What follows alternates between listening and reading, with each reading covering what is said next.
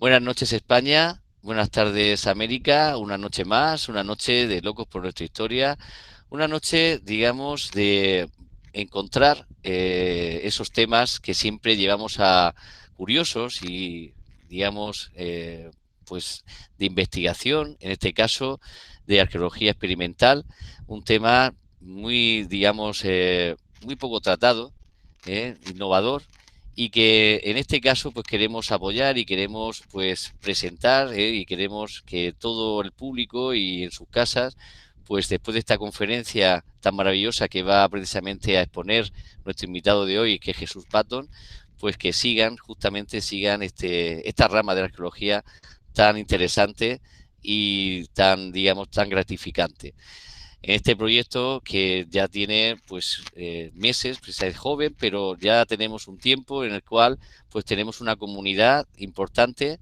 ya tenemos pues 7.600 prácticamente miembros en nuestro grupo de Facebook y además también pues tenemos más de 1.000 suscriptores en nuestro grupo, en nuestro canal de YouTube, Locos por Nuestra Historia.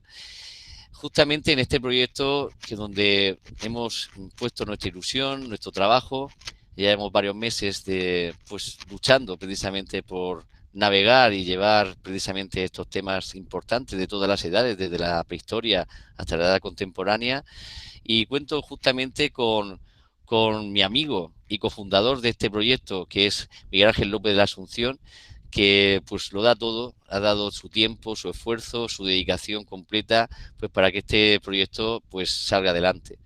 Miguel Ángel López de la Asunción, además, que es licenciado en Filología Inglesa por la Universidad Complutense de Madrid, donde también cursó estudios de Filología Románica, es miembro de la Asociación Española de Historia Militar, asesor histórico de la Fundación Blas de Lezo, asesor de la Federación Española de Asociaciones de Historia y miembro de honor de la Asociación de Historia de la Universidad Carlos III de Madrid y de la cuarta promoción de la Academia General Básica de Suboficiales del Ejército de Tierra. Es coautor, a su vez, del libro Los últimos de Filipinas, mito y realidad del sitio de Valer, y de numerosos artículos en publicaciones como Historia Militar, Revista Ejército, Armas y Cuerpos, Memorial del Cuerpo de Intendencia, Guerra Colonial, o periódicos como La Razón o El Ideal. Ha impartido más de 60 conferencias por toda nuestra geografía en foros tan significativos como las universidades Carlos III y Rey Juan Carlos de Madrid, la Universidad de Burgos, el Ateneo de Madrid, la Cátedra General Castaños de Sevilla o el Instituto de Historia y Cultura Militar. Asimismo, ha sido comisario de la exposición Los últimos de Filipinas, La Gesta de Valer, 1898-1899, celebrado en la ciudad de Guadalajara. Es fundador del grupo de Facebook Los últimos de Filipinas, con más de 9.000 miembros y camino de 13 años de actividad, que es el principal foro de investigación y debate sobre la gesta de Valer y los conocidos como Los últimos de Filipinas. Y ahora, ¿quién mejor que mi amigo Miguel, y cofundador de este proyecto, para explicarnos su labor? Miguel, adelante. Pues muy buenas noches a todos y bienvenidos a una conferencia más. Creo que llevamos en estos 5 meses 34, 35 y bueno, quedan antes del parón veraniego porque nuestra intención, habíamos dicho que en junio ya no íbamos a hacer, descansamos junio, julio y agosto y en junio ya tenemos 3. Entonces, nuestra intención es a mitad de junio interrumpir durante unos meses pues para descansar y, pues nada, como hicimos el año pasado, ordenar un poco la siguiente temporada. Estamos muy contentos porque creemos que hemos tratado una gran variedad de temas, desde mi punto de vista muy interesantes, lo hemos pasado muy bien, hemos disfrutado mucho y ahí quedan en el canal de YouTube y que poco a poco pues va también creciendo en número. Chus, muchísimas gracias. Muchísimas gracias. Hoy tenemos la suerte de tener a Jesús Patton. Yo os recomiendo que visitéis su página web, Jesús, sin acento, patton.com. Y que disfrutéis. Bueno, tiene también un canal de YouTube, que disfrutéis viendo cómo se trae la historia, cómo se investiga, pero también se prueba, para qué algo que no se sabe muy bien de para qué servía, pues sacarle la utilidad, el uso que originariamente se daba. yo alucino con lo que hace este hombre, reducción de metales, bueno, él no sé, nos contará mucho más, combustibles, cómo vivían, cómo funcionaban, realmente pues hacer una investigación pero sobre el campo. Y a mí me parece pues algo muy interesante. Está esa arqueología académica y luego está pues eso, probar si realmente las cosas eran como las hipótesis marcan. Y nada, por mi parte, poco más. Agradecer a Alfonso, pues todos estos meses de curro, de trabajo, compaginando, pues, familia, hijos. El otro día me reía, digo, joder, le voy a matar. Estaba, porque fue la comunión de su hijo el fin de semana pasada, y estaba el pobre corriendo después de haber dado clase, cerrando temas de la comunión para llegar corriendo a casa y hacer la prueba para que al día siguiente todo estuviera bien. Y, macho, que estoy muy orgulloso de que sea mi colega en este negocio. Muchas gracias a todos y adelante. A la par, Miguel, de verdad, después de todo lo que has hecho y tu esfuerzo y tu sacrificio, estoy orgullosísimo de ser tu amigo y de ser tu compañero en este viaje. Y de verdad que vamos a seguir luchando en la siguiente temporada, porque tenemos muchas sorpresas que dar a nuestro público y muchas alegrías y satisfacciones y muchos más temas y muchos más conferenciantes y de verdad mucho más trabajo, pero gratificante, porque siempre tenemos esa ilusión de hacer bien nuestro trabajo y de colaborar al máximo. Y en este momento vamos a ir justamente al momento álgido de la noche. Vamos a presentar a nuestro invitado de hoy, a Jesús Patton. Jesús Patton, que es divulgador histórico, artesano y curioso de la tecnología antigua, de formación es educador, pero buena parte de su vida la ha dedicado a poner a prueba esa tecnología antigua y a transformar esos experimentos en actividades divulgativas y educativas. Actualmente es colaborador asiduo del Museo de Arqueología Experimental, Poblado Cántaro de Arbueso, de la Universidad de Almería, a través de la asociación Sapere Aude.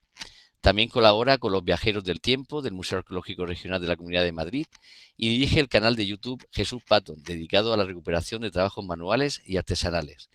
Jesús Patton, viajemos a través del tiempo a aquellas antiguas civilizaciones recreando su vida cotidiana gracias a la arqueología experimental.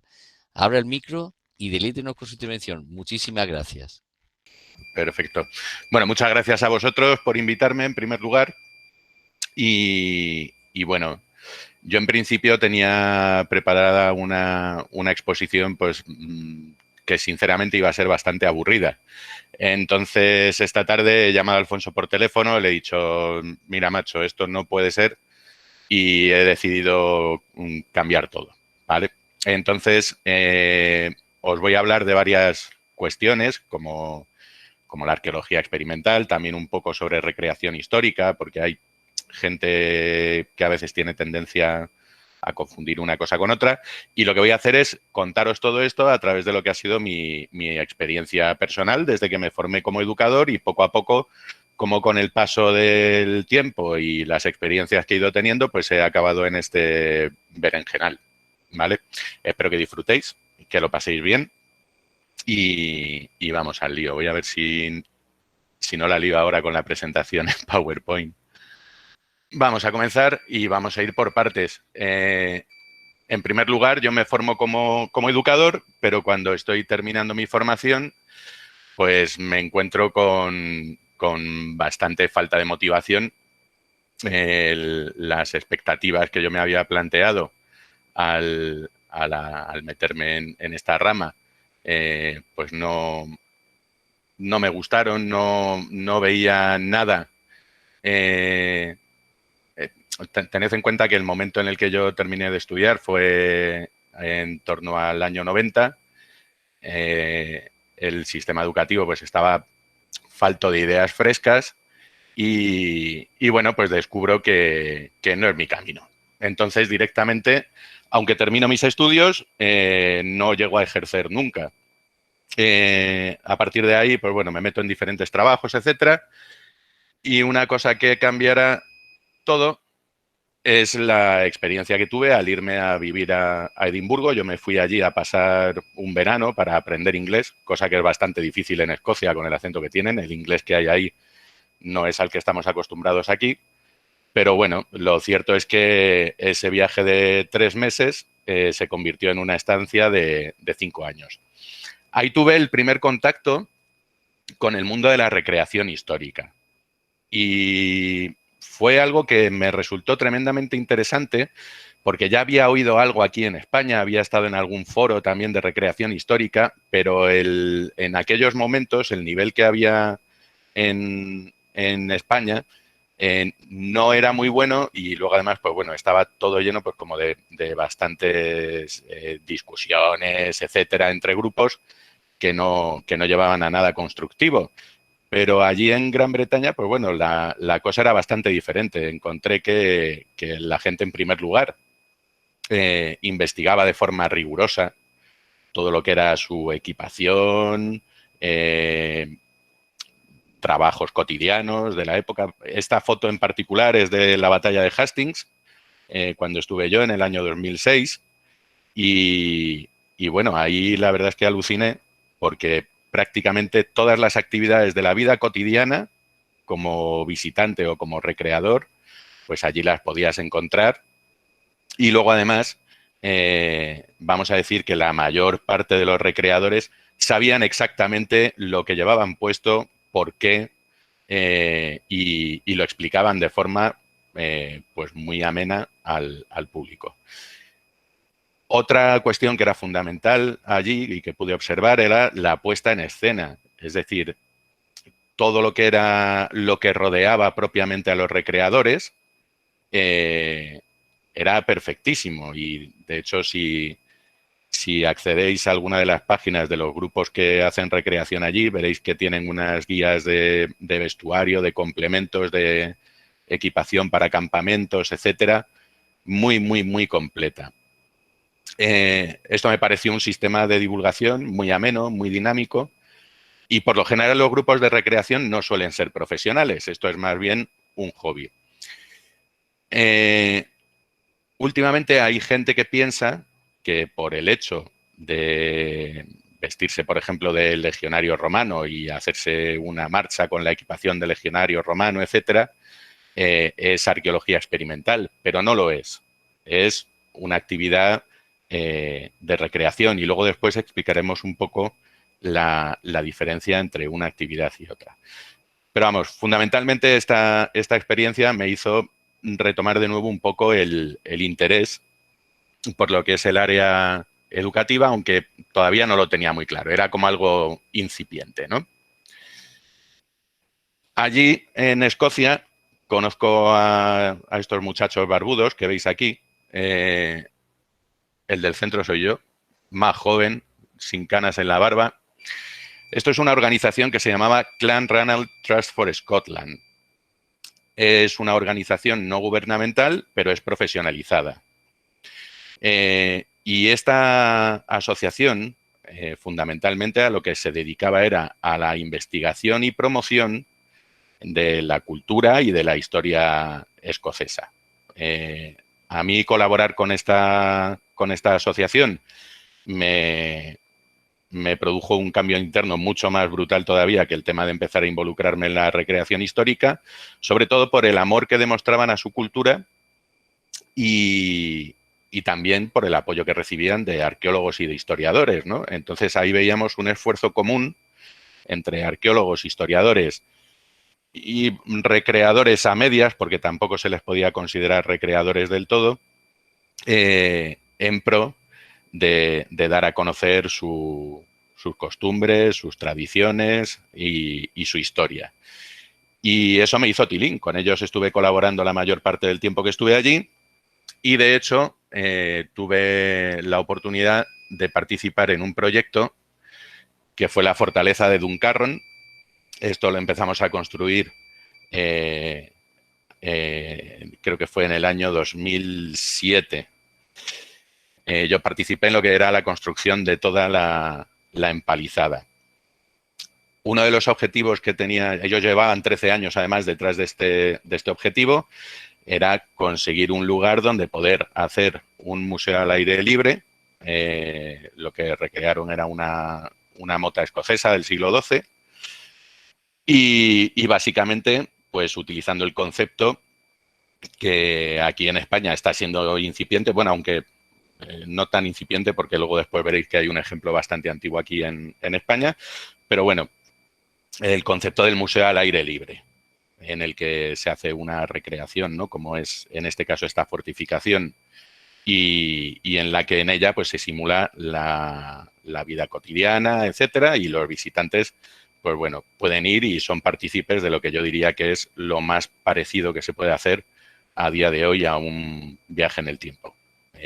Actividades y espectáculos para toda la familia, pero en este caso, en la construcción de este fuerte, no se utilizaron tecnologías de la época, del siglo XII, lo hicieron con tecnología moderna, y luego después en las actividades y en los espectáculos que se hacen, pues bueno, hay ciertas licencias que ellos se permiten que harían que tampoco fuese arqueología experimental.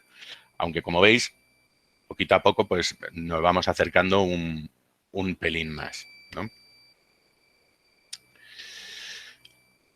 Vuelvo a España en 2008 y entonces, con todo lo que aprendí allí, con mi compañero David López, que de hecho debe andar por aquí esta noche también, fundamos la empresa Tarani Recreación. La idea era un poco poner en práctica el aprendizaje adquirido en Edimburgo y con la gente con la que yo había trabajado, y a través de esta empresa crear espectáculos y eventos en los que pudiesen sumarse los valores de la recreación histórica, animación, tanto musical como teatral, cuentacuentos mitológicos, etcétera, relacionados con la cultura local de donde nosotros propusiésemos los eventos.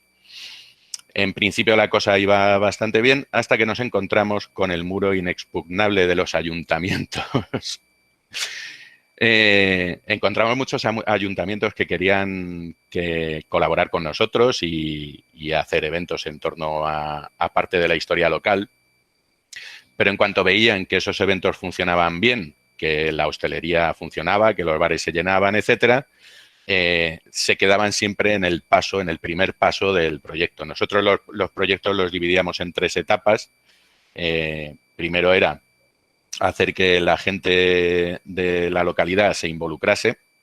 El segundo era empezar a darle proyección nacional.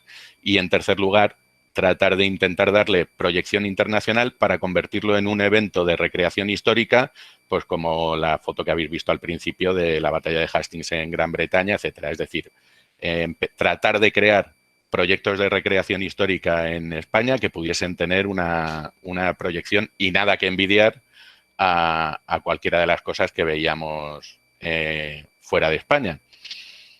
¿Qué ocurrió? Pues que aunque a nivel económico la cosa no iba mal, pues no era lo que queríamos hacer. Entonces decidimos, pues como dice el último punto, dedicarnos a otra cosa mariposa.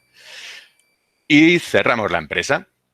Y es aquí donde por primera vez yo entro en contacto con lo que es la arqueología experimental. Ya desde hacía tiempo venía haciendo cosas relacionadas con arqueología experimental, pero ni siquiera sabía que era arqueología experimental. Entonces ya sabemos que la recreación histórica no es arqueología experimental, que hacer un museo al aire libre con empalizadas de madera representando una época histórica del pasado no tiene por qué ser necesariamente arqueología experimental. ¿Y qué sí es lo que es la arqueología experimental? Bueno, pues en primer lugar es una forma de investigación sobre la tecnología de diferentes épocas, ya sean históricas, protohistóricas o prehistóricas, ¿no? El sistema que se utiliza es a través de réplicas de las herramientas que se utilicen en el periodo que queramos estudiar, tratar de recrear los objetos de uso que que se utilizaban en la época X y ver si realmente a nivel práctico pues la teoría encaja con la práctica, ¿no? Entonces, en primer lugar, los objetivos de la arqueología experimental son científicos. Yo pertenezco a una asociación que se llama EXARC, que es una asociación internacional que lo que hace es velar porque los experimentos pues lleven el rigor científico necesario. Y luego después también una cuestión que tiene bastante interesante esta asociación es que en diferentes puntos de Europa o del planeta se puede estar realizando el mismo experimento y esto nos permite cotejar cómo pueden cambiar los resultados del mismo experimento, pues dependiendo de los factores geográficos de diferenciación, ¿no? entre los dos objetos de experimentación. Si yo, por ejemplo, me pongo este fue uno de los primeros experimentos que hice. La foto esta es una lámpara romana que la cocí en una hoguerilla de reducción. Realmente no debería haber cocido ahí una lámpara romana, porque lo debería haber hecho en un horno de doble cámara, pero bueno, lo que quería probar es que si el sistema de reducción, de cocción por reducción, funcionaba sin más. Si yo simplemente hubiese cocido esa lámpara y no hubiese hecho nada más al respecto, pues tampoco sería arqueología experimental, tal y como lo define la EXARC. Para que se considere arqueología experimental, también se debe documentar todo el experimento y luego es necesario que esos experimentos se transformen en actividades educativas. O sea, tiene que haber una parte de divulgación dentro de los parámetros de la EXARC. ¿De acuerdo? Bueno, algunos experimentillos que he realizado que han sido bastante interesantes. Por ejemplo, ha sido este de combustibles, en particular en la Edad de Hierro en la península. Entonces, bueno, utilizando unas lámparas del mismo tamaño, todas, pues utilizaba diferentes combustibles conocidos en la época. Tanto combustibles como los que podían utilizar los romanos, aceite de oliva, en particular el de orujo, como combustibles que se podían utilizar aquí en la península, como por ejemplo podía ser grasa de cerdo, ¿no? Entonces, bueno, en este experimento en particular se hacía una comparativa del rendimiento temporal, cuáles de las lámparas duraban más tiempo encendidas, el poder calorífico, el poder lumínico, olores, humos, restos, manchas que pudiesen dejar. Y bueno, el resultado fue bastante interesante y de hecho, por ejemplo, en cuestión de durabilidad, el aceite de oliva dura mucho más que la grasa de cerdo, por ejemplo, pero la grasa de cerdo da más luz y también más calor. Entonces, pues bueno, fue bastante interesante hacer este pequeño estudio. Otro estudio en el que he estado involucrado ha sido en el del procesado de tendones animales para fabricar arcos y cuerdas de arco. Ahí en la parte izquierda tenéis los tendones. Este es el tendón fresco antes de deshidratarlo. Y aquí en la parte derecha, pues construí un arco recurvo.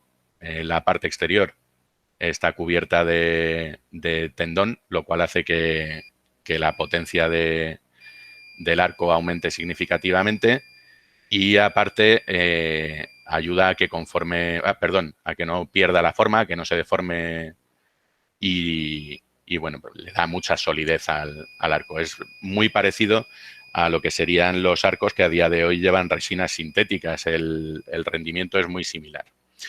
Y las cuerdas también dieron un resultado excelente, dando un arco tremendamente rápido y que con poco esfuerzo podíamos sacar una potencia bastante interesante de en torno a unas 40 libras para un arco que es realmente finito, finito. Vamos a continuar. Estos experimentillos, pues yo los voy haciendo ahí un poco a mi aire, los voy publicando en mi web, los comparto también con algunos amigos arqueólogos que fui haciendo poco a poco. Y es entonces cuando pues entro en contacto con el poblado cántabro de Argüeso, porque tenía intención de hacer yo mismo un museo al aire libre cerca de Madrid. Y bueno, pues decidí llamar al director del poblado y a partir de ahí empezó a salir una colaboración que a día de hoy se ha traducido ya pues en un trabajo estable con el poblado. Soy un miembro más del poblado. El poblado cántabro es uno de estos ejemplos que os hablaba de museo al aire libre que hay en España. Y fue pionero, además, fue un proyecto pionero, se empezó a construir hace 30 años por un grupo de arqueólogos y luego después, pues al cabo de un tiempo, creo que duró con ese equipo de trabajo en torno a 5 años o 6, no estoy seguro ahora mismo, pero luego pasó al que es el actual director, Raúl Bernardo, que es especialista en construcción de la Edad de Hierro y tejados vegetales. Estos techos vegetales que veis aquí, pues bueno, esto es parte de las labores de mantenimiento que ha ido haciendo él.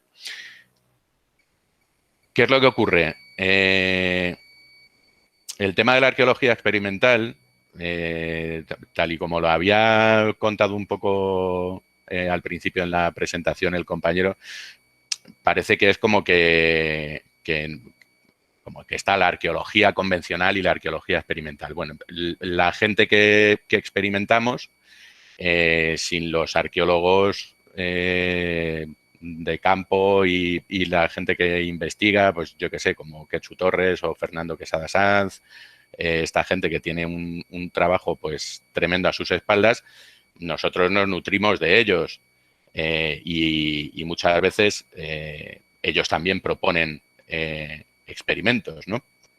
Entonces, es una simbiosis que hay entre lo que nosotros podemos hacer y lo que ellos pueden necesitar y al mismo tiempo la información que comparten con nosotros.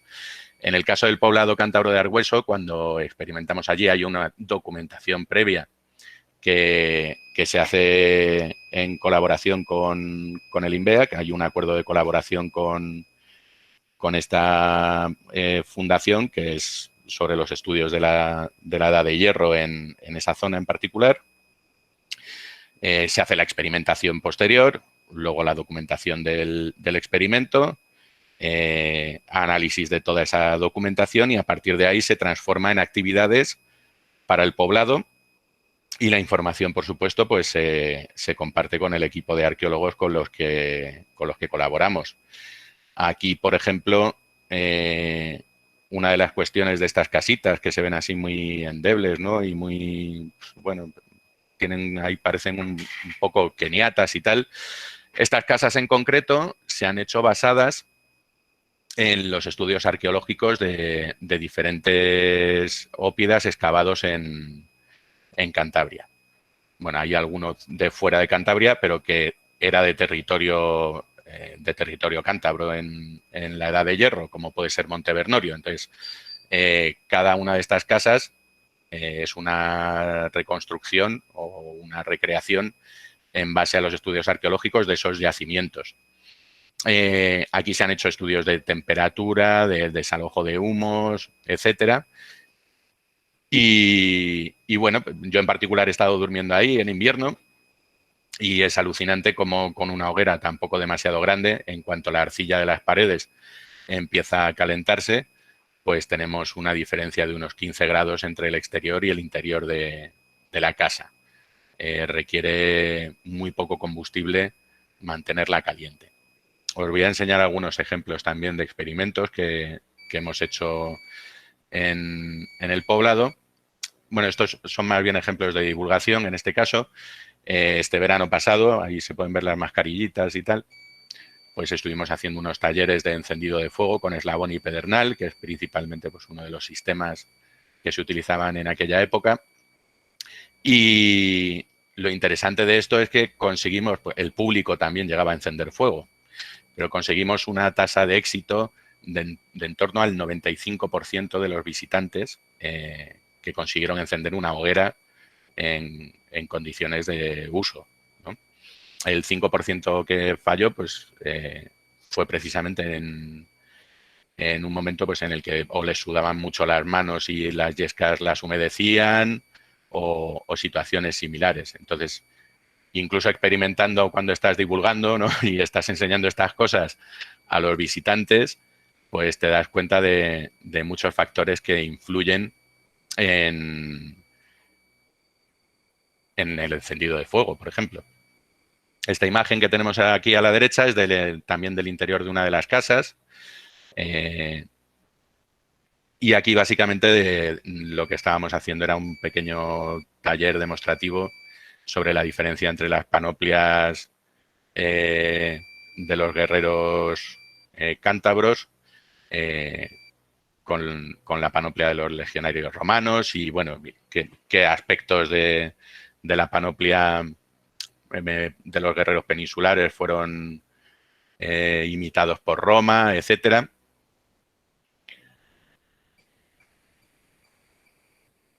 Otros ejemplos pues son talleres de caza, etcétera. No cazamos, obviamente, pero sí que con arcos primitivos fabricados in situ se enseña a los visitantes un poco cómo tirar, etcétera.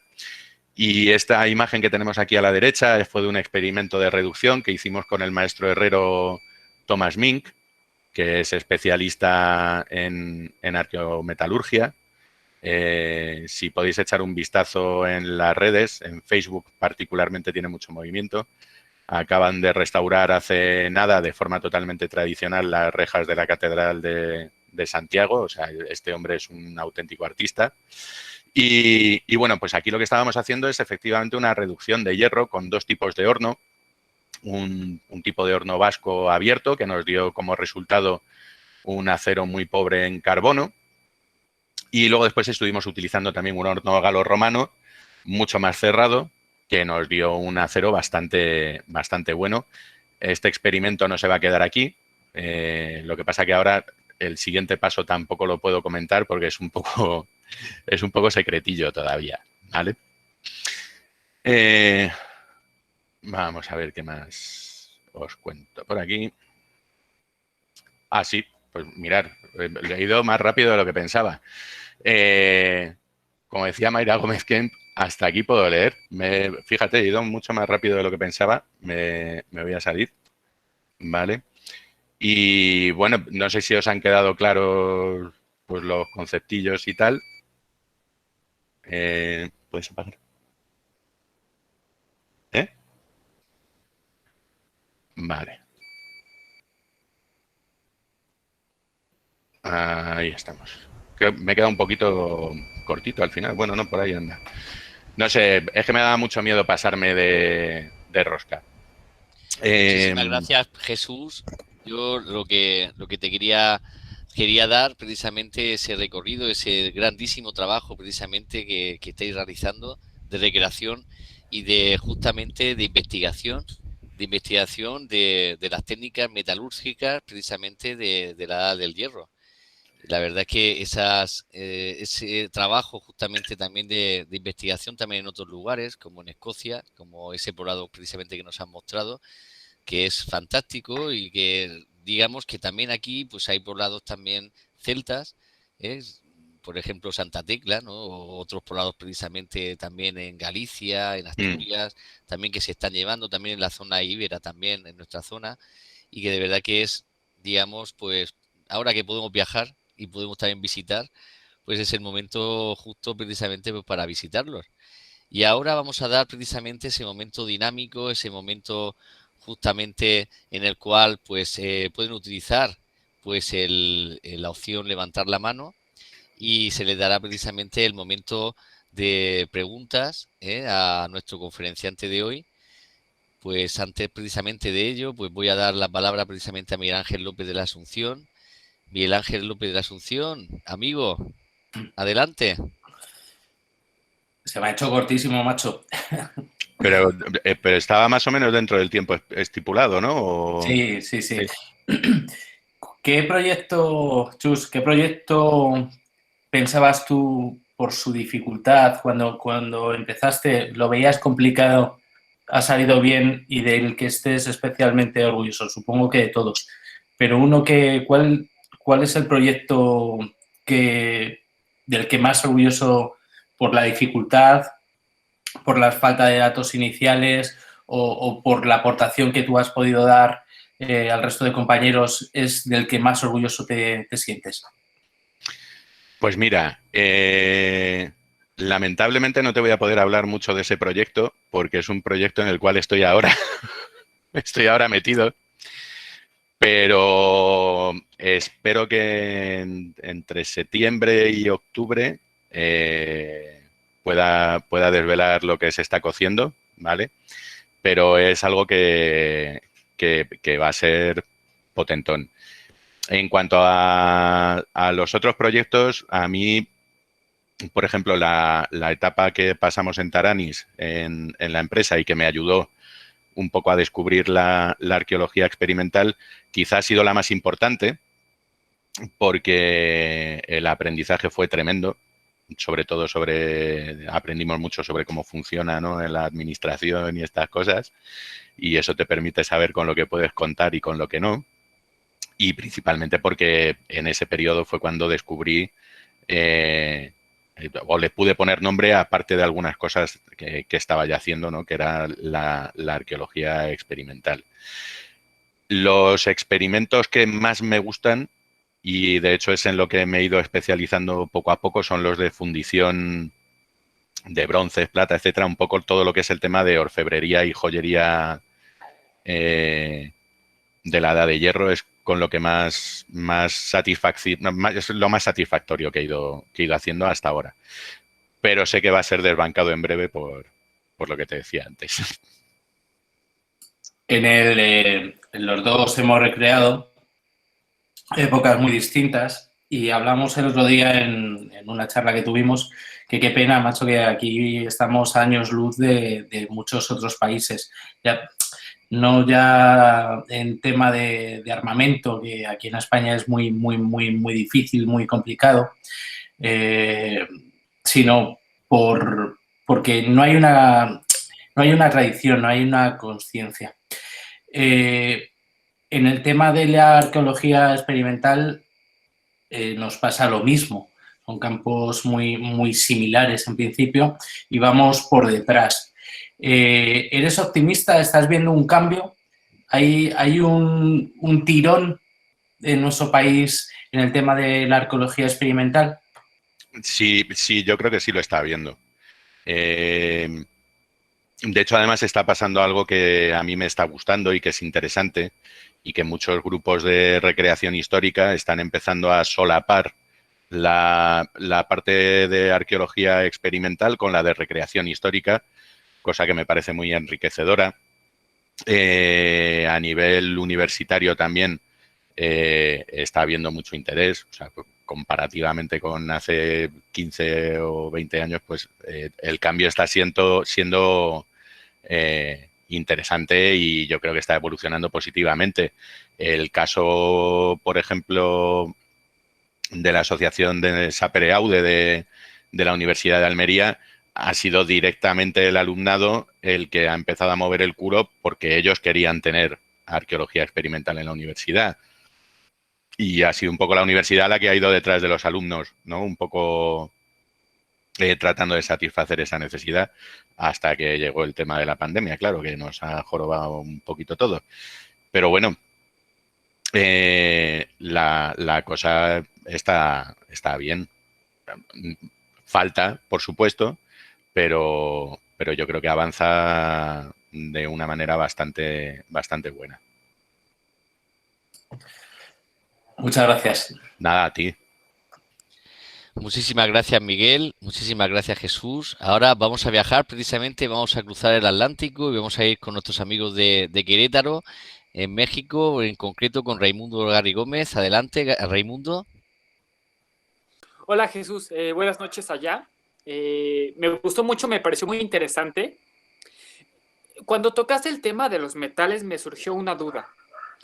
O sea, yo soy neófito en el tema, entonces, pues, quería preguntarte, ¿en qué momento las armas, las armaduras se volvieron inoxidables? O sea, si ya desde los legionarios romanos, desde esas épocas, o sea, desde las guerras numantinas, o fue más posterior quizá ya en la época de los tercios, en la época de Hernán Cortés y las conquistas en América.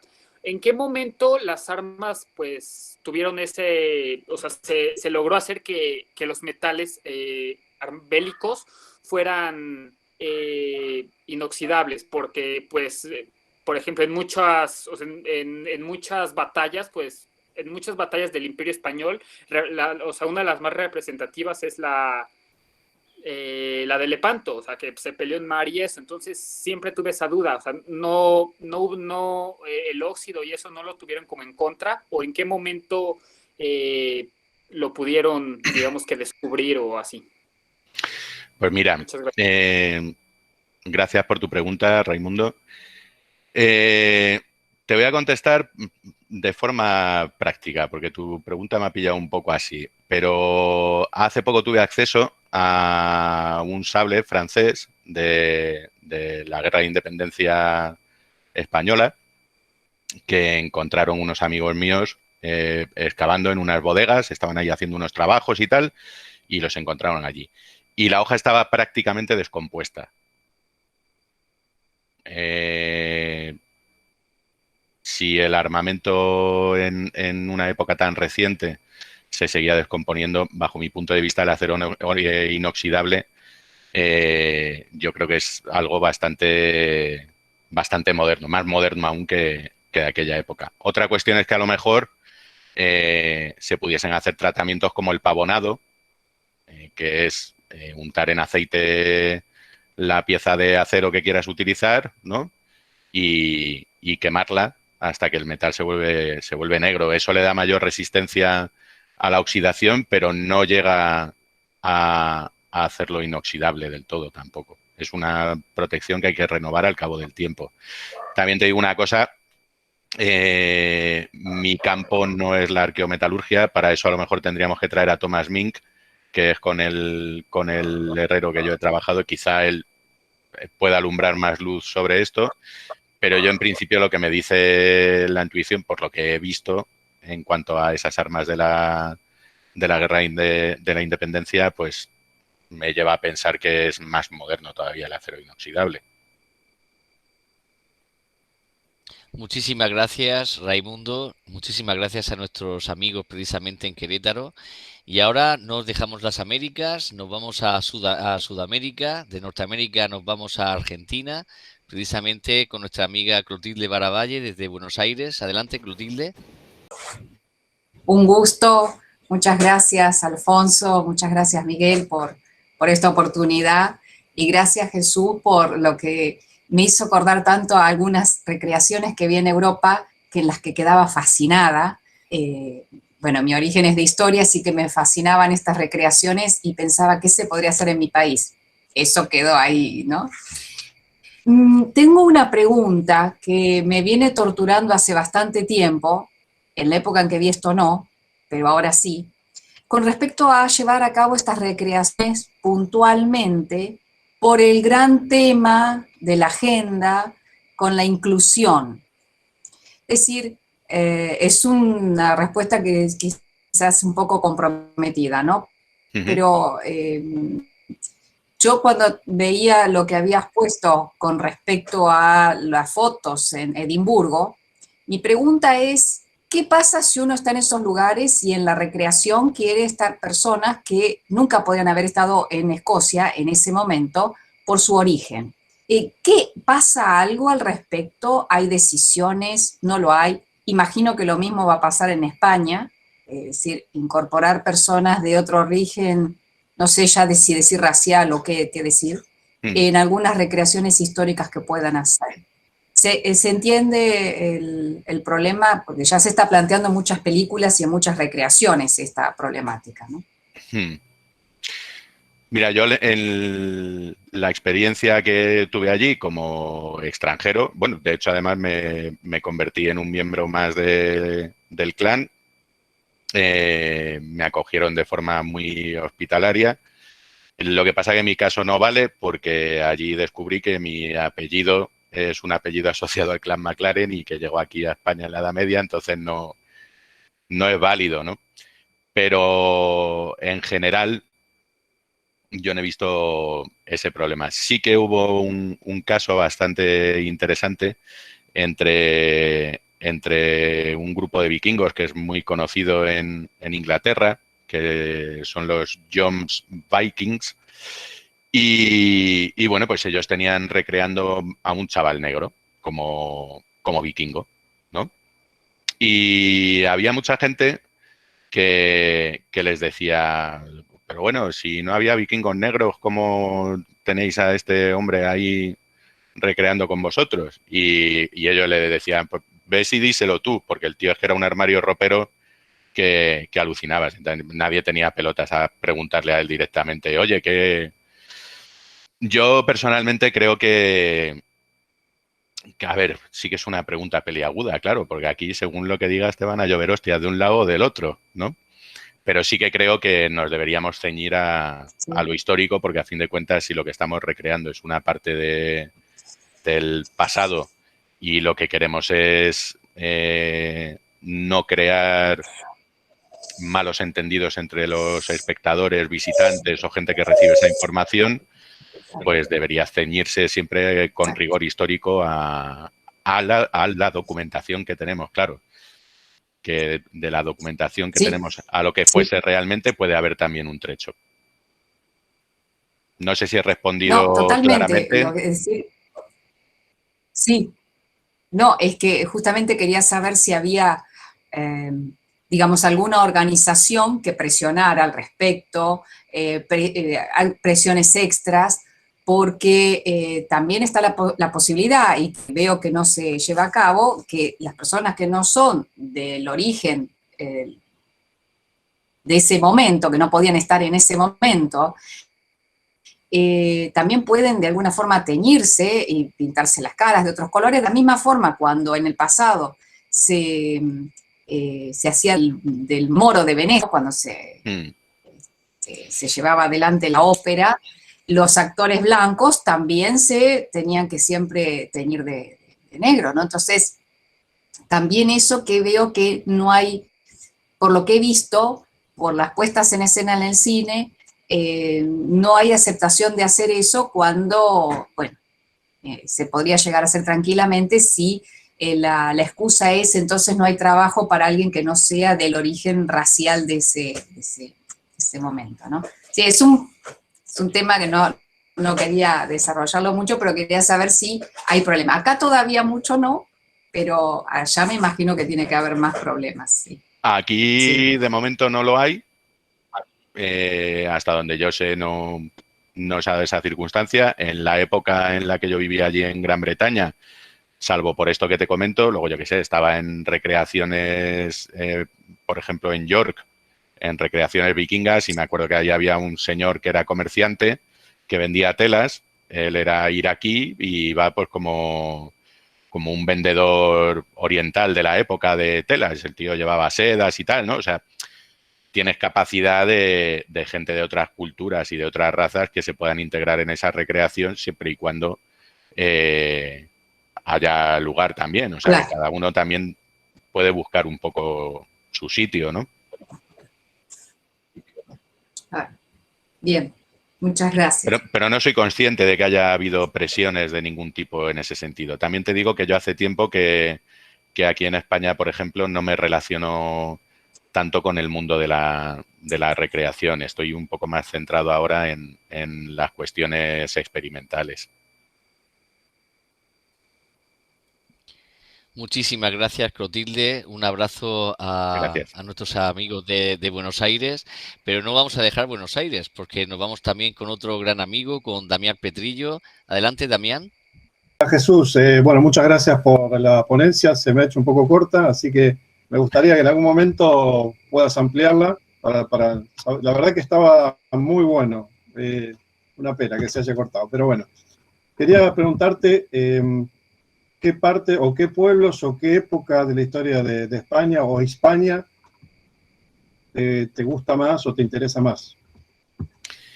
Pues la verdad es que en general desde la protohistoria hasta en torno al siglo X me gusta prácticamente todo, pero quizá mi parte favorita sea el pueblo celtíbero, los pueblos prerromanos en general de la península, no solamente el celtíbero, porque hay una variedad, ¿no? Cultural interesante que merece la pena además ir empapándose de toda ella. Pero yo te diría eso, los pueblos prerromanos en la península es mi favorita seguro, vamos. Muchísimas gracias, Damián. Un abrazo tanto a ti como a Clotilde, a todos nuestros amigos en Argentina, en Buenos Aires. Y ahora nos vamos un poquito más al norte, nos vamos justamente a Venezuela con Antonio de la Fundación Horacio Ducharne. Adelante, adelante, Antonio.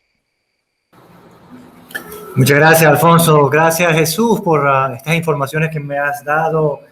Al principio no quería hacer preguntas porque no quería ahondar mucho en el tema, pero dado que nuestra amiga ya de Argentina tocó el asunto, me viene la curiosidad en este tipo de actividades, cuando hacen esas recreaciones, ¿cómo manejan el aspecto, digamos, teatral de estos recreadores? Porque, por ejemplo, en el caso de la batalla de Hastings, no es fácil comportarse como un guerrero del siglo X, siglo XI, o un espadachín de esa época. Hay una serie de elementos allí que veo difíciles de emular o simular, como la manera en que pensaban, la manera en que, cómo hablaban, la lengua que utilizaban y la dieta y otros detalles. Es decir, además de arqueólogos, historiadores y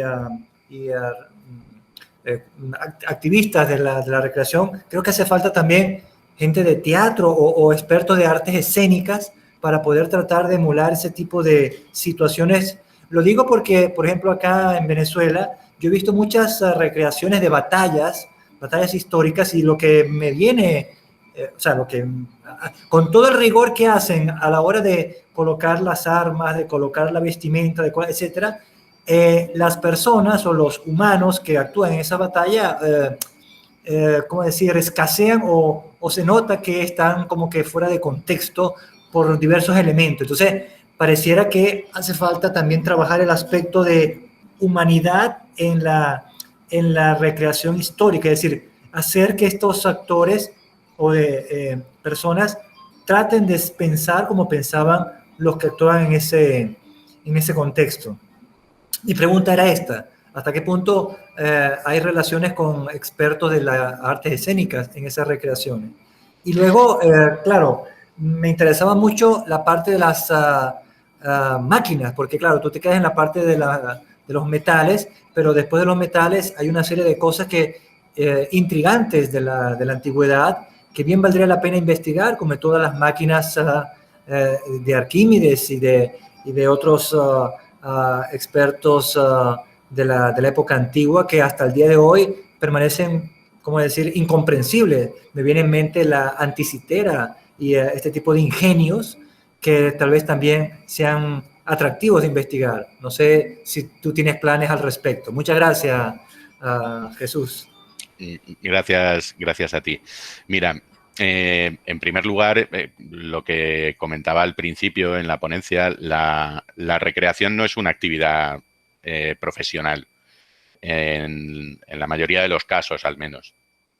Entonces, pues bueno, nos encontramos con gente que ya de por sí gasta su dinero en equiparse, etcétera, y pues ya formarse teatralmente a lo mejor ya se va demasiado de madre, ¿no?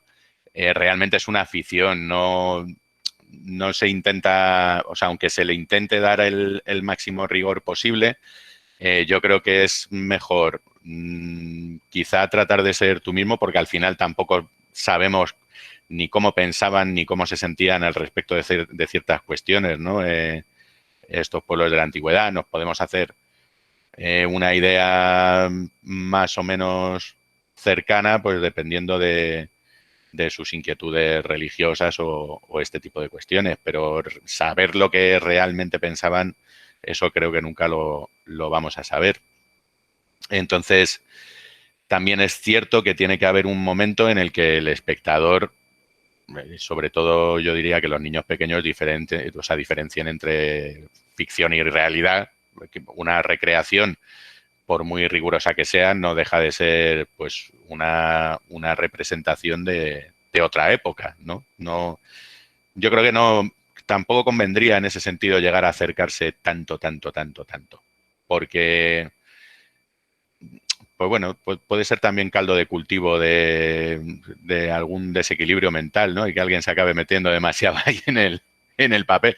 Lo digo de broma, pero todas las bromas siempre tienen un pozo de seriedad, ¿sabes?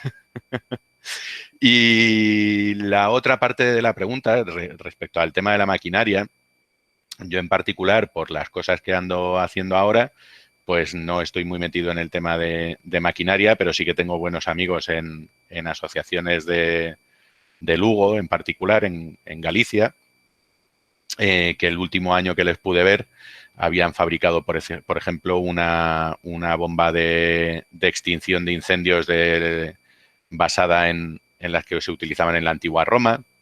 Han fabricado grúas como las que utilizaban los romanos, etcétera. Ellos hacen recreación romana y sí que reproducen la maquinaria romana. ¿Te he contestado bien? O sea, a todo lo que querías preguntar. Perfecto, muchas gracias, Jesús. Gracias a ti.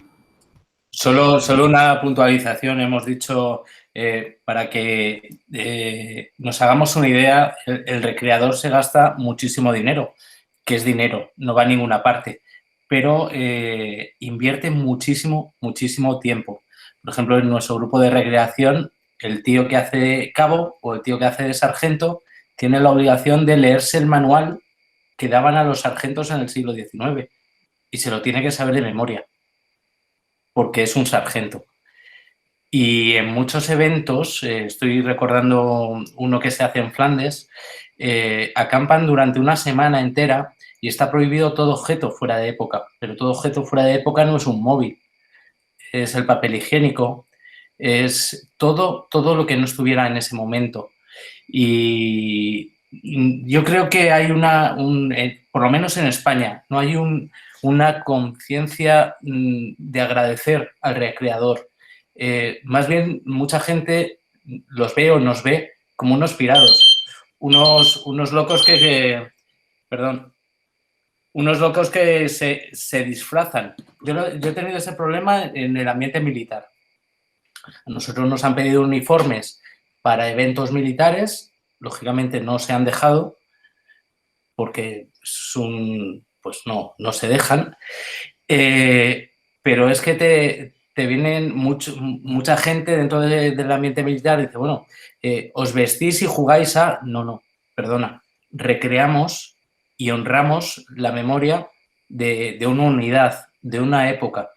Y ese es el sentimiento que yo creo que aquí, no sé si Jesús está de acuerdo conmigo, es lo que nos diferencia de otros países. Un veterano de la Guerra Mundial en el Reino Unido o en Estados Unidos no ve a un recreador de su unidad, que los hay, como alguien que está jugando a ser o a hacer su vida. Está, de alguna manera, yo he hablado con varios, agradecido de que se les recuerde, porque cada vez que hay un recreador que recrea esa época, de alguna manera los devuelven a la vida. Y eso es lo que aquí en España fallamos, yo creo. Vemos a la recreación, pues sí, como esos chavalillos que se juntan, se disfrazan, que a mí me han llegado a decir desde ambientes militares, sí, os disfrazáis. No, perdón, vestimos un uniforme. Y lo vestimos con todo el respeto del mundo. Pero es que aparte, para vestirlo, antes me he ganado el derecho a vestirlo. si yo soy un cabo, actúo como tal y sé todo lo que sabía un cabo hace 120 años. Y eso es lo que... ¿Cómo lo ves, Chus? Sí, estoy de acuerdo en que aquí sí es cierto que, o sea, generalmente a los recreadores se les trata como frikis. También te digo una cosa, es cierto que en el caso, por ejemplo, de los napoleónicos, quizá los tercios, vosotros, gente que recrea la Segunda Guerra Mundial, etcétera, el talante a la hora de recrear es bastante más diferente que, por ejemplo, muchos grupos romanos en los que a veces entra el todo vale también, ¿no? O sea, en ese aspecto estoy totalmente contigo. No todos los grupos romanos, por favor, no, porque es que sé que luego me llueven las collejas, ¿vale? O sea, lo he puesto solo como ejemplo. Pero hay una cuestión también que me gustaría apuntar, y más sobre todo por las épocas que yo he visto recrear, en cuanto al punto de meterse en el papel. Cuanto más atrás te vas en el tiempo, más difícil es. Y luego después también creo que hay muchos recreadores como que de alguna manera también se sienten cortados a la hora de actuar, quizá como les gustaría, en caso de que, por ejemplo, pues haya público visitante del evento, ¿no? Yo, claro, para mí no concibo la recreación desde mi punto de vista, aunque respeto todos los puntos de vista, sin la divulgación. O sea, para mí irme un fin de semana de acampada, si es con motivo, ¿no?, para mejorar equipo, para mejorar ciertas cosas, fenomenal. Pero si no conseguimos que eso se traduzca en divulgación, ¿no?, y en llevar la información fuera de los círculos así más restringidos, pues tampoco tiene mucho sentido, ¿no? Yo creo que es el fin último que busca todo recreador, dar a conocer una época que a él le apasiona, de la que él sabe y que quiere que el resto del mundo... Yo creo que hay muy pocos recreadores que recrean para divertirse ellos, pasar un buen rato, poder disparar 4 tiros. Yo creo que el sentir general, o por lo menos la gente de la que yo me rodeo, es eso, pues dar a conocer una época o un evento, o en mi caso, pues eso, esa campaña de Filipinas, de la cual pues tú has disfrutado tanto y quieres que todo el mundo conozca. Estoy recordando varios grupos de alemanes que entre ellos hablan en alemán. Y es un tío de Murcia, otro de Orense, otro de Valencia. Y mientras que visten uniforme alemán, entre ellos hablan en alemán, o por lo menos se dan las órdenes en alemán e intentan no utilizar el español o el castellano. Que no somos frikis, que somos amantes de la historia. Efectivamente. Muchísimas gracias, Miguel, por tu aportación. Y bueno, vamos a dar la palabra, voy a poner voz precisamente a un invitado, precisamente a Fernando Bastidas, que ha escrito precisamente su pregunta y voy a trasladártela. Jesús nos dice, ¿hay vídeos de esas localidades, actividades turísticas en el lugar? Pues mira, por ejemplo, en Facebook me imagino que se está refiriendo a Duncarron o al poblado cántabro de Argüeso, una de dos, ¿no? Sí, se refiere a esos. Vale. Duncarron, por ejemplo, tiene su página web, tiene también página en Facebook, etcétera. Ahí van subiendo todas las actividades que hacen y tal. Y el poblado cántabro igualmente. Creo que el poblado además tiene también un canal en YouTube. En el mío también hay publicada alguna cosilla, pues, de una mochila primitiva que estuve haciendo allí con toda la ropa de época y tal. O sea, si vas buscando sí que hay cosillas. Y luego después también hay un canal específico de YouTube de la EXARC, de la asociación a la que pertenezco, en la que puedes ver experimentos hechos en diferentes países, etcétera. Y si quieres mirar actividades para hacer, pues en la página web del proyecto del Poblado Cántabro de Argüeso puedes encontrar ahí todo lo que se va haciendo a lo largo del año. Ahí ha habido, por ejemplo, jornadas de arqueometalurgia de fin de semana completo con gente que podía apuntarse de fuera, ajena al mundillo. O sea, Luego en verano, por ejemplo, hay talleres para gente de todas las edades también. Es algo que va con el proyecto en sí, que es que tiene que ir un poquito así. No sé si he respondido a lo que preguntabas, si he entendido bien la pregunta. Perfectamente, Jesús. Ahora nos Gracias. vamos a ir muy cerca de donde tú estás, a Madrid. Vamos a ir con Enrique Paje. Adelante, Enrique, abra el micro. Bueno, para empezar digo Page, no es Paje, pero ahí estamos. Jesús, ¿qué tal? Muy buenas. Iba a preguntar, pues, todo esto de la arqueología experimental. Aquí voy a tocar un poquito las narices, si me si me dejan decirlo, porque va a salir el físico que hay en mí. Entonces voy a preguntar cómo serían los pasos un poco para estos experimentos y qué tipo de resultados acaban arrojando, si son totalmente exactos, si es un resultado aproximado, es decir, por ejemplo, la lámpara, ¿no? La lámpara romana, pues obviamente la duración de los combustibles, simplemente midiendo con un reloj, el calor, un termómetro, pero también a lo mejor la longitud de onda de la luz o hasta qué punto llega a ser exacto. Pues mira, ahí has dado con una clave. Va a ser exacto en tanto en cuanto los elementos de medición que tengas, ¿no? Mira, una de las cosas, por ejemplo, que esto además me dio una pena cuando lo hizo, pues mi profe de herrería, Tomás Mink, hizo una hoja de espada ropera, soldada a la calda, haciendo un sándwich, ¿no? Con varios tipos de metal diferentes, etcétera. Se tiró el hombre ahí como 2 meses para hacer la hoja, para una vez terminada cortarla con una radial y mandar a hacer un análisis químico. Entonces, claro, eso le costó una pasta también poder hacer ese análisis químico, ¿no? Entonces, dependiendo un poco también de la pasta que tengas para invertir en medios, puedes llegar a más información o no a tanta. Yo en el caso de las lámparas, pues fue con un pirómetro, también un reloj, obviamente, y la capacidad lumínica es que a simple vista se detectaba una diferencia sustancial. O sea, ni me molesté en buscar un elemento de medición concreto para la diferencia entre la grasa de cerdo o sea, de la luminosidad de la grasa de cerdo y del aceite de oliva, pero me acabas de picar y tendré que buscar la forma de hacerlo. Pero vamos, a simple vista, o sea, es que era una barbaridad. Muchísimas gracias, Enrique Page.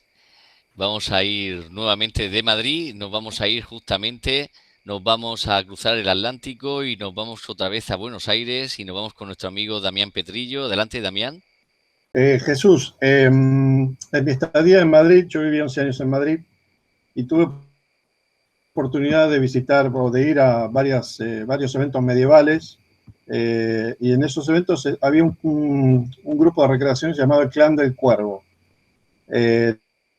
No sé si les conoces, ellos creo que también estuvieron en Hastings, en una de las recreaciones en Hastings, y además de hacer todo lo que es combate medieval, ellos hacen actividades recreativas de lo que es vida cotidiana de esos pueblos. Creo que ellos hacen vikingos y normandos, y quería saber qué opinión tienes de ellos, si es que les conoces, seguramente les conoces.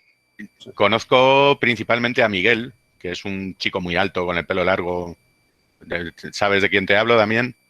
Sí, ¿no? Bien. Pues a él es al que más conozco. El Clan del Cuervo empezó, pues fíjate, cuando empezó Taranis más o menos en la misma época, y al principio empezaron con el tema vikingo y tal, pero luego dieron un giro que me pareció muy interesante. Empezaron a meterse en el tema de los visigodos, porque además no había prácticamente en aquella época nada de recreación sobre el mundo visigótico, y tuve la oportunidad además de verles en Toledo. Montaron un campamento visigodo, tal, Y para mí es uno de los grupos que precisamente son dignos de mencionar porque están muy, muy bien documentados, no dejan nada al azar, ¿no? con su equipación. De hecho, sé de buena tinta que algunos miembros suyos lo que están haciendo es reproducir directamente los ajuares funerarios que se han ido encontrando pues, para adaptarlos a sus panoplias, ¿no?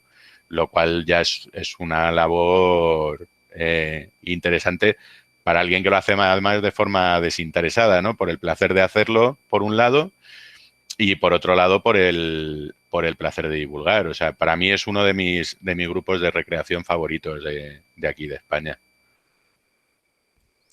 Muchísimas gracias, Damián. Muchísimas gracias, Jesús.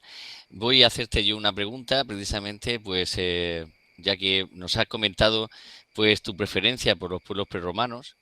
Siempre hay esa visión, ¿no? Digamos, en el caso no íbero, porque los íberos tienen un contacto directo con esos pueblos precisamente venidos del Mediterráneo en el primer milenio, justamente los fenicios y en el siglo, a partir del siglo VII, VI, precisamente con Colayos de Samos, justamente los focenses ya empiezan justamente a crear sus colonias griegas precisamente en nuestras costas, pero los celtíberos y los celtas siempre se ha tenido esa visión, ¿no? Digamos, muy primitiva, y justamente tuvimos una conferencia no hace mucho tiempo precisamente donde vimos esa, digamos, esa elevada cultura precisamente de los celtas y esos castros, ¿no? Esos castros, esos ópida precisamente que realmente son como ciudades-estado prácticamente como griegas.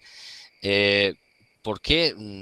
Que pido tu opinión, ¿por qué precisamente digamos, no se ha estudiado a fondo, digamos, lo que durante tanto tiempo, lo que son las sociedades celtas y ahora otra vez se está recuperando? ¿Por qué se tiene esa visión tan arcaica de su tecnología? A ver, estudiarse se está estudiando. El problema está en que quizá no siempre llega la información, ¿no? Eso por un lado. También, fíjate, yo creo que y es una lástima, pero es muy posible que el público general tenga más interés por otros periodos de nuestra historia, por un lado. Luego también creo que, desgraciadamente, hay aspectos de la historia, esto lo hablábamos el otro día, que están tremendamente politizados, tanto por un hipotético bando como por otro hipotético bando, ¿no? Y creo que hay muchos momentos de la historia como que se tratan de utilizar de arma arrojadiza, decir, ¿ves? Sí, es que esto justifica que yo soy una nación, por ejemplo. Y otro dice, no, porque esto mismo, ¿ves? Justifica que no lo eres y lo mío vale más que lo tuyo y tal. Yo creo que ese campo de la Edad de Hierro ha dado mucho pábulo en ciertos aspectos a ese nacionalismo romántico de algunos lugares y bueno, pues ha habido una contrapartida también como de tratar de cortar eso. Pero, por ejemplo, antes he hablado de un investigador que sí que está divulgando, un arqueólogo, Fernando Quesada Sanz. De hecho, yo tengo varios libros suyos por aquí. Y, por ejemplo, a mí me gusta cómo escribe. Quechu Torres también me gusta mucho cómo escribe, porque es una forma de escribir cercana. Sí que es para el público general. La lástima es que no haya tantos como ellos, quizá.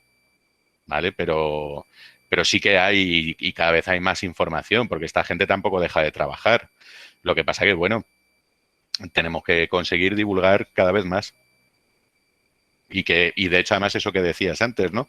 Estas sociedades a las que se han considerado tan primitivas y que según sabemos más, está claro que no son tan primitivas como creíamos, ni mucho menos, pues eso se tiene que dar a conocer. Hay un aspecto, Jesús, que a mí me fascina y que, bueno, que fascinaba también precisamente a los romanos en su conquista, bueno, también Sertorio precisamente se vale de ello, incluso Publio Cornelio Escipión y todos los venidos precisamente en la conquista justamente de Hispania, que es la devotio precisamente de esos pueblos celtas. ¿Podrías hablarnos un poquito de la devotio de esos pueblos celtíberos y celtas? Sí, bueno, la devotio precisamente pues de lo que nos habla es de devoción, ¿no? ¿Qué entendemos por devoción? Cuando te entregas en cuerpo y alma, pues ahora, por ejemplo, yo qué sé, pues la devoción a la Virgen de la Macarena, o entendemos que alguien es muy devoto o es devoto cuando se entrega en cuerpo y alma a esas, ¿no? A esas imágenes religiosas en este caso. Pero bueno, la devotio en ese concepto de aquí de la península ibérica es parecido pero ligeramente diferente. Cuando un guerrero o un líder guerrero destacaba, tenía carisma y por lo tanto conseguía que tener seguidores, ¿no? Si era un tipo que realmente pues demostraba que valía, podía generar auténtica devoción entre bandas de guerreros. Y ahí era donde se podía hacer ese pacto o rito de devotio en el que sus guerreros se comprometían a morir con él, a que cuando él falleciese ellos morirían con él en combate principalmente. Aunque hay por ahí también gente que comentaba, ¿no? que había casos en los que si al morir el líder terminaba el combate y no habían muerto todos los que habían jurado devotio, pues lo que hacían era preparar los funerales, ¿no? de su líder y luego continuar combatiendo ellos al lado de la pira funeraria hasta morir todos. Entonces, claro, esto nos lleva a darle una vuelta. Ese tío seguramente cuando entraba en combate sería el hombre mejor guardado de todos, porque estoy convencido de que aun habiendo jurado devotio, nadie quería morir. Entonces, pues, sus compañeros le tendrían protegidísimo, ¿no? Lo siguiente.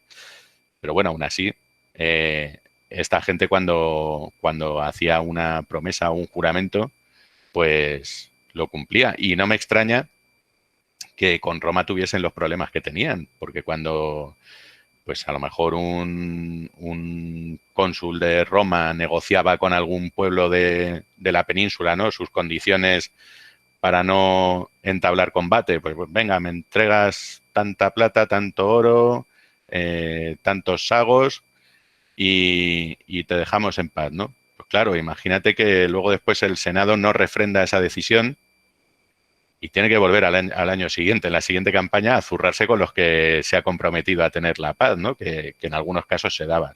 Entonces, entre gentes que tenían un concepto de la palabra tan alto, ¿no? Yo creo que era imposible que las cosas hubiesen sido de otra manera, ligeramente más pacíficas. También lo que es esa venida justamente de esos pueblos venidos del mar, con una cultura, digamos, más civilizada, pues vienen justamente a por esos metales preciosos o esos metales precisamente que hacen falta pues para ese comercio. Eh, ese comercio justamente influye entre, digamos, primero los fenicios y luego los griegos, buscando precisamente ese estaño, ¿no? Pues ese estaño para realizar junto al cobre el bronce.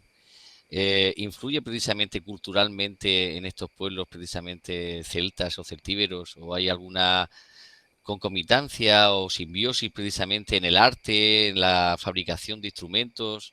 ¿Se nota, digamos, esa influencia de estos pueblos venidos del mar? Sí, hay aspectos en los que se nota. Por ejemplo, en el uso de tipos de armadura griegas, ¿no? Luego después hay en algunas culturas de la península, sobre todo quizá en la zona íbera, hay algunas cerámicas, ¿no? Como que pueden llegar a recordar un poco un aspecto griego. O sea, sí, lógicamente influyen. No hay pueblos que según se dice, empiezan a acuñar moneda también cuando conocen a los griegos, ¿no? Entonces, obviamente tenía que influir. Tú ten en cuenta además que el trasiego económico siempre da lugar a que haya cambios. Entonces, cuando te llegan productos de otros lugares, de hecho, creo recordar que aquí en la Carpetania, por ejemplo, también se llega a notar esas influencias, ¿no? Es totalmente normal. De hecho, fíjate, ahí te voy a cambiar un poco de época, pero es que refleja bastante bien lo que quiero decir. Hay una serie de estudios sobre la ropa en la Alta Edad Media en la península ibérica, en la que prácticamente la ropa normal de un vikingo con la de un paisano galaico, por ejemplo, o del Reino de Galicia, y un andalusí, fundamentalmente no habría casi diferencias en cuanto a la ropa. O sea, esta gente también podía llegar a ser víctima de la moda, ¿no? Sí que cambian, por ejemplo, lo que serían los complementos, yelmos, ahí sí, o por ejemplo el armamento en algunos aspectos, pero incluso tampoco tanto, porque las espadas cristianas que encontramos de esa época, ¿no? De en torno al siglo VIII o IX, son prácticamente iguales que las espadas francas, que las espadas vikingas, con pomos trilobulados. Y, o sea, realmente el comercio al final obviamente influye mucho en la forma de vida de las personas, en cómo decoran, en un montón de aspectos. Gracias, Jesús. Tengo otra duda. Ahora mismo hay un debate porque se ha pensado, se ha identificado precisamente las casitérides, ¿no? Con las Islas Británicas, y últimamente precisamente hay digamos, hay investigadores que afirman precisamente que las casitérides podrían ser justamente las Rías Baixas en Galicia. Precisamente esa búsqueda del estaño, ¿no? Pues necesario precisamente para la realización del bronce. ¿Hay evidencias justamente o, digamos, evidencias de estos pueblos griegos, precisamente alguna evidencia, digamos, de algún asentamiento fenicio o griego, precisamente en lo que sería en la cornisa, digamos, en las costas gallegas, en las costas de la muerte, ¿no? De la muerte. Yo ahora mismo ese dato lo desconozco totalmente. No te puedo responder a eso. Lo siento mucho. Muchas gracias. Ahí justamente te quería preguntar por un arma, digamos, muy sofisticada para la época, y además también, digamos, que apropió o que copió precisamente las legiones romanas, no de los celtas, sino justamente de los íberos, que es la falcata. Háblanos un poquito digamos, de su tecnología, digamos, las ventajas que tenía la falcata. Bueno, a ver, hay debate sobre ese tema, porque la falcata es una espada curva de un solo filo. La hoja que utilizan los romanos es recta y de dos filos. Y es que la espada romana no puede ser copiada de la falcata. Otra cosa es que me digas de modelos de espadas celtíberas o todo eso, que sí que la forma es de la hoja prácticamente igual y que es de doble filo. Lo que pasa que bueno, pues por ahí salió, ¿no? El tema de que era la falcata, pero para mí es totalmente inviable que fuese la falcata lo que copiaron. Es que no se parece ni morfológicamente ni en nada. Totalmente de acuerdo contigo, Jesús. La verdad es que he leído precisamente esa teoría y la verdad es que en la forma precisamente y en el filo yo tampoco le veo parecido. Pero vamos, son estudios que, digamos que lo que es la arqueología experimental, que es lo que tú estás tratando esta noche, pues demuestran. Y por eso es tan importante justamente este tema de la arqueología experimental, porque ya no es teoría, sino es justamente pues probar esos instrumentos, digamos, ese material precisamente de aquellas épocas. Mira, perdona, quería comentarte una cosa. Precisamente cuando estuve viviendo en Edimburgo, con esta gente con la que estaba, con el clan Ranald, ellos tenían una escuela de combate histórico con armas propias de allí y tal, ¿no? Claro, el sistema de investigación que utilizaban ellos para armas de su edad de hierro, o sea, bajo mi punto de vista, hacía casi imposible, ¿no?, que se pueda saber exactamente cómo se utilizaban, aunque el sistema que utilizaban ellos quizá te dejase más o menos cerca. Ellos hacían, su sistema de investigación era el siguiente. En primer lugar, restos pictóricos por tallas, cerámicas, etcétera. En segundo lugar, por la morfología de las armas. Y en tercer lugar, haciendo comparativas con armas conocidas de artes marciales que todavía perduran, que morfológicamente fuesen parecidas, ¿no? Al final, la mecánica del cuerpo humano es igual para todos, excepto, a menos que tengas ahí alguna cosa rara, ¿no? Pero en principio es igual para todos. Y allí estuvimos haciendo, pues le regalé una falcata en una de las ocasiones que vine aquí y precisamente además estuvimos practicando ahí un poco, ¿no?, el tema de la falcata con escudos grandes. Y sinceramente el peso que da el arma es un arma cabezona, ¿no?, porque la parte delantera es ancha, o sea, tiene mucho peso cerca de la punta, y aunque tenga la punta aguda, es un arma que es muy útil para dar tajos, ¿no? Con el sistema de combate romano, el tajo no se utiliza prácticamente, es siempre o casi siempre punzante. Era incómodo, no. Lo siguiente, utilizar un escudo grande y una falcata. Tremendamente cansado, y esta gente tonta no era tampoco. O sea, en aquella época cansarte en combate era la muerte casi asegurada, ¿no?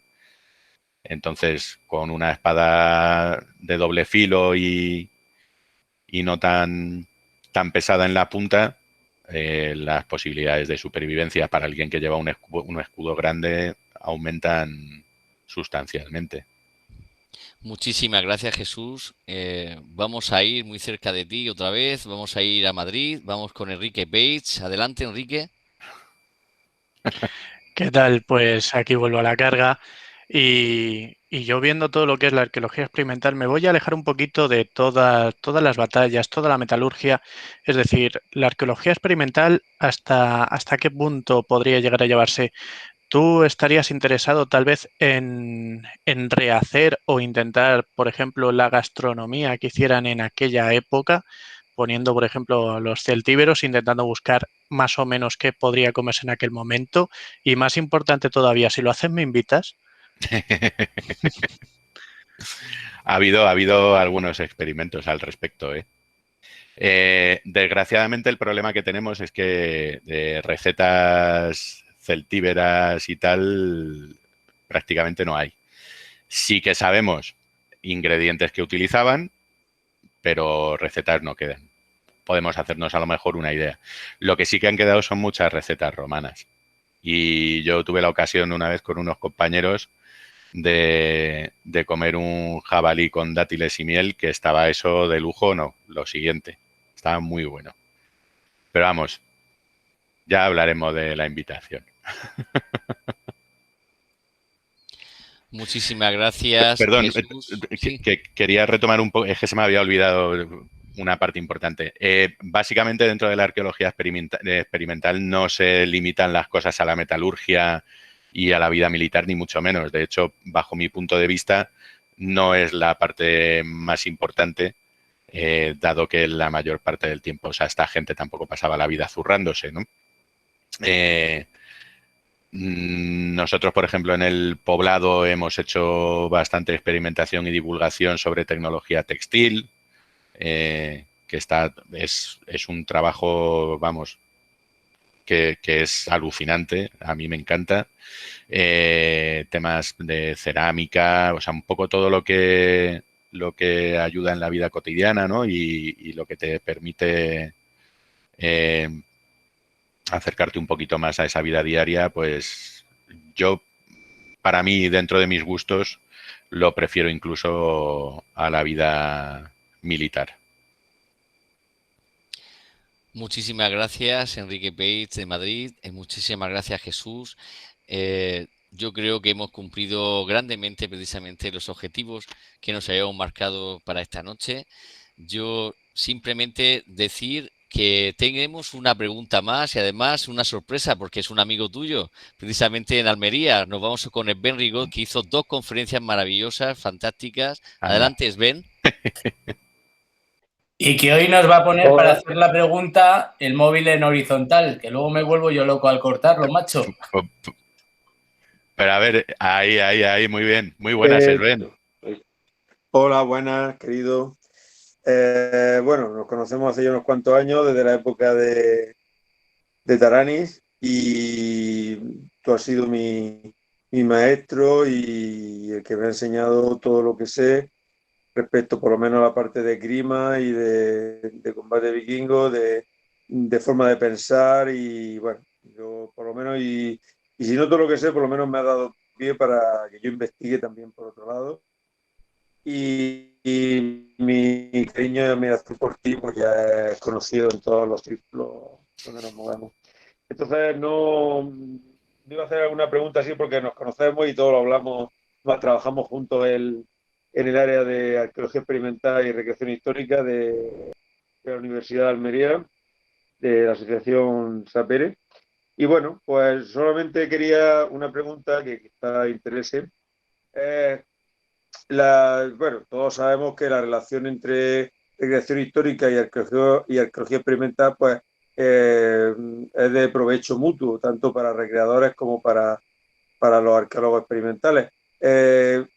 ¿Cómo crees tú que se debería fomentar y potenciar la presencia de la arqueología experimental, que es algo más novedoso respecto a la recreación, en los círculos recreacionistas y cómo conseguir que despertar el interés también del gran público por esta disciplina que es tan necesaria, tan conveniente para la divulgación histórica? Pues muchas gracias, Sven, por tu pregunta y por todo lo que has dicho. Mira, yo hay un ejemplo que me gusta mucho de ese equilibrio que se está alcanzando entre recreación histórica y arqueología experimental, y es el grupo de recreación histórica carpetano que ha salido aquí en Madrid. Precisamente, además, pobrecitos míos que empiezan justo antes de la pandemia a juntarse y les ha pillado todo, no han podido hacer un evento ni de inauguración ni nada de los pobrecitos míos. Pero bueno, ellos han optado por una línea de trabajo muy interesante y es la de no solamente recrear, sino también empezar a meterse en el tema de arqueología experimental, y además de una forma muy, bajo mi punto de vista, perfecta, y es empezando de lo pequeño hacia lo grande. Es decir, primero pequeños experimentos que son relativamente sencillos a la hora de producir sus propios artículos, sus collares, sus elementos decorativos, etcétera, ¿no? Y a partir de ahí, pues ir poco a poco a más. En cuanto a cómo fomentar esto, pues fíjate, por ejemplo, en el caso nuestro en Almería, cuando hemos estado haciendo allí actividades y tal, simplemente esa colaboración entre universidad, asociación Sapere Aude, más la gente que estamos en esta línea de trabajo, pues es bastante equilibrada. Se han hecho cosas interesantes allí, ¿no?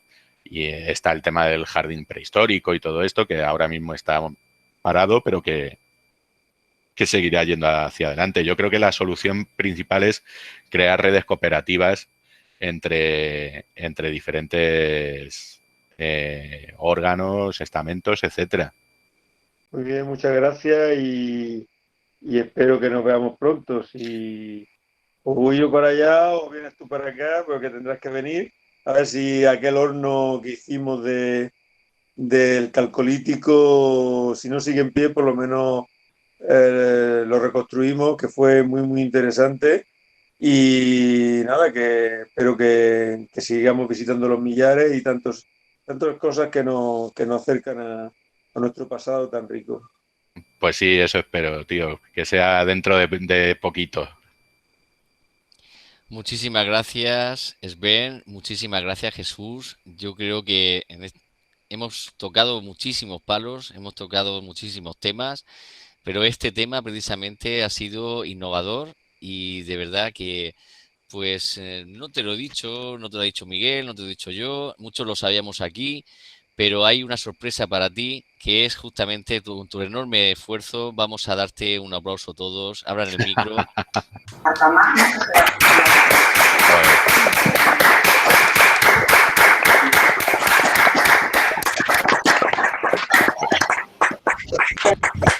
No hagáis cosas, Cierren- que yo soy de Cerrar el sonrojo micro fácil, joder. todos, Reyes, todos, cerrar el micro, porque voy a dar precisamente ese momento, justamente se lo merece precisamente Jesús. Abre el micro, Jesús, y te voy a ceder estas últimas palabras, que cierres tú precisamente pues este evento y que sepas que tienes justamente pues tu lugar, tu butaca VIP precisamente en estas noches de Locos por Nuestra Historia, este Olimpo de los dioses que, bueno, que tú ocupas un lugar preferente. Y adelante, Jesús, tuyas son las palabras. Bueno, pues nada, muchísimas gracias a vosotros, equipo, por invitarme. Lo he hecho lo mejor que he podido, pero sé que al final la perfección es imposible, entonces no. Seguramente me han quedado flecos y alguna incorrección por ahí, pero bueno, las redes ya se encargarán de darme la colleja y ponerme en mi sitio. Muchas gracias a todos los que habéis venido aquí a escuchar esto. He sido un poquito más breve de lo que quería, pero lo cierto es que, como decimos aquí, lo breve, si es breve, dos veces bueno. No, lo bueno si breve, dos veces bueno. Y espero que esto dé la oportunidad que os quedéis con ganas de saber un poco más de estas cosillas y tal. Y bueno, pues ahora va mi aplauso para todos vosotros. Muchas gracias. Muchísimas gracias, Jesús. Aquí tienes tus amigos, tu familia. Aquí nos tienes pues para compartir contigo esos momentos precisamente de historia que todos estamos disfrutando y sobre todo pues deciros a todos que muchísimas gracias a Jesús Patton, y de verdad que pues fomentamos y que queremos que todos a partir de estas conferencias pues en sus casas lo visualicen, que lean, que investiguen y que disfruten de la historia. Muchísimas gracias a todos y que Dios bendiga a España.